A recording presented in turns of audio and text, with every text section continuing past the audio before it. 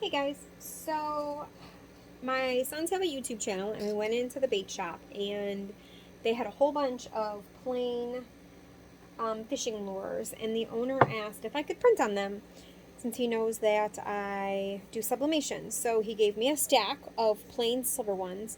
You can see that these are not really glossy right now because I have sprayed on these. So these are not sublimation ready blinks. So what I did is I did 2 coats of this clear polyurethane on them. 2 coats on the front, and I ended up doing 1 coat on the back, so you'll see, but it didn't seem to make a difference. So I did a polyurethane coat on these, and I did a bunch of them yesterday in my air fryer, which is what I figured would be the easiest way. But today I'm doing them with my press.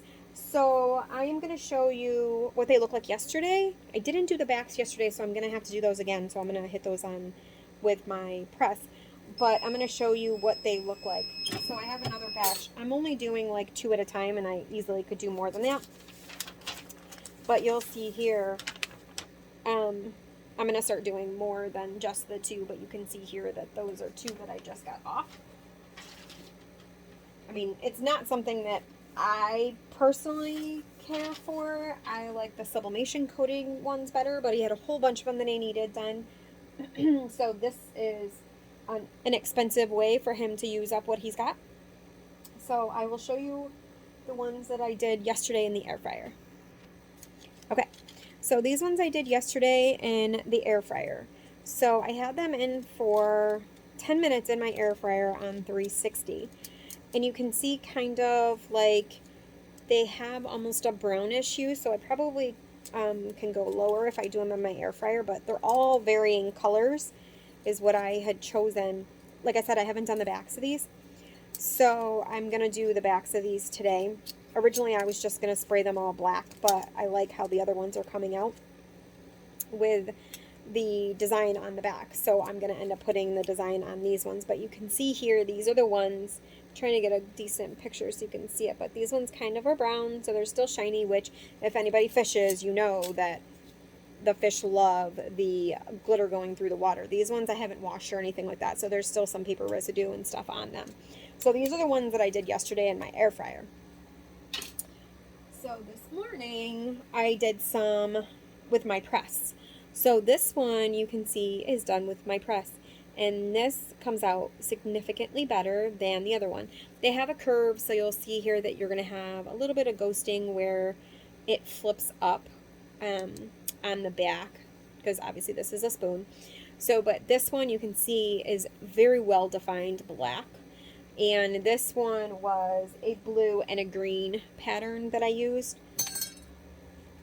So all I did was take varying colors, and I took a fish scale pattern and just threw that over there in the black, and I have them in different colors, basically just like fish would be. So I'm going to continue doing some of these, and I'll show you what I'm doing. I am taping off, so basically what I'm doing is taking 2 pieces and I'm taping them together, and I'm going to try doing more at a time. So all I'm doing is keeping my scales facing the same direction, and I'm just putting the 2 pieces. Like I said, these are going for a bait shop, so I'm not really too concerned about them being perfect.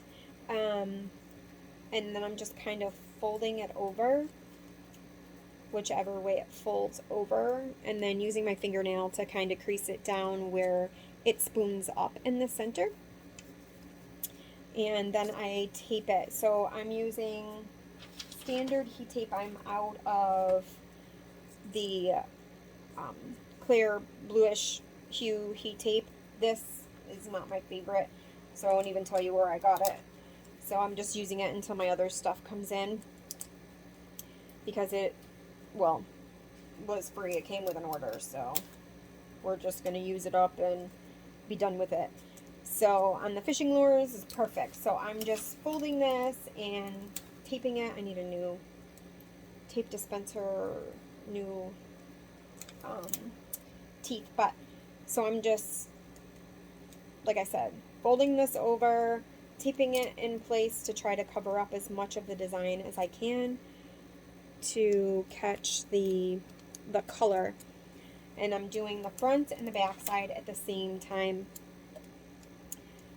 So I'm just kind of taping them together without overlapping them on the design, so the colors will show, but the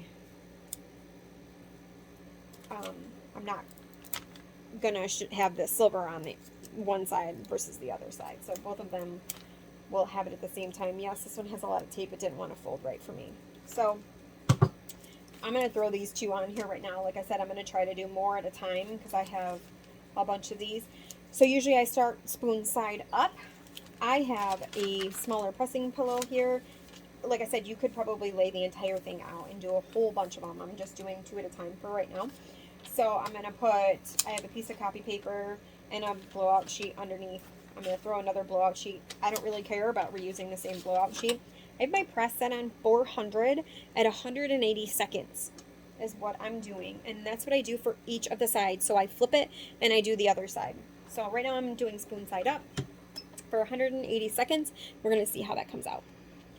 So when I originally had planned to do these, I had a different way of doing it in my head. So I did these at 4.15 long by 2 for the width. So you can see that I'm actually cutting them in half. So I'm using 1/2 for the front and 1/2 for the back. Doesn't really fold over right to do it the other way. So you can see here, I still have plenty of space, so I cut them in half and I flip it and use it the other way. You just want to make sure that you keep your scales facing the same direction. So this one I already did. So these ones are still pressing. It's got 65 seconds.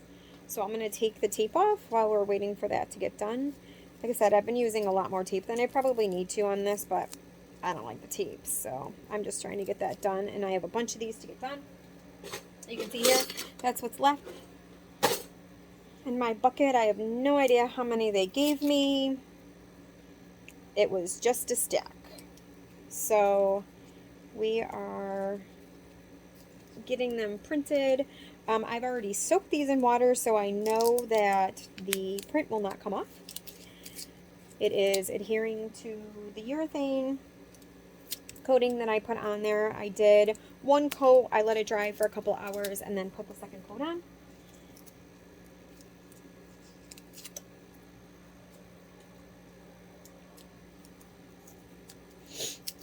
So you can see here, there's paper residue on there.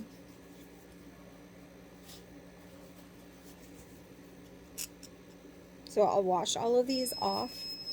So this is the timer for that batch. So all I'm going to do is flip them and do the back side.